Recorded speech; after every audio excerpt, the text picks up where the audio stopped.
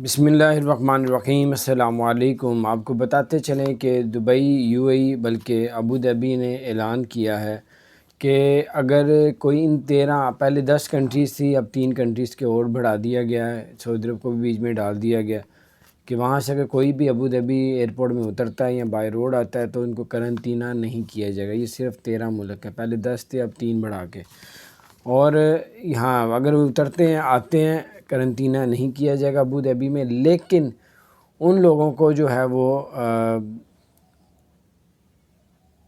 اس کا جو کرونا کا ٹیسٹ جو ہے وہ لازمی کیا جائے گا۔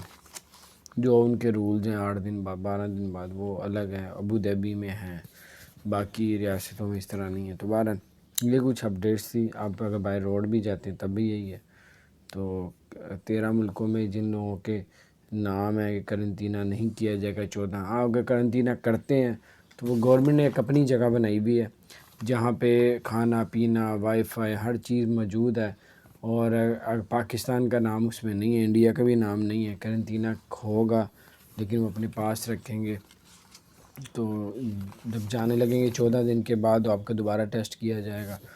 تو یہ کچھ اپڈیٹس تھی، میں نے کہا آپ کے ساتھ شیئر کرتا ہوں۔ اللہ تعالیٰ خیر کرے۔ بس جن لوگوں کو نہیں پتہ تھا ان کے لیے میسیج تھا۔ اپنا خیال رکھیں۔ اگر آپ نے ہمارے چینل کو سبسکرائب نہیں کیا تو سبسکرائب کریں۔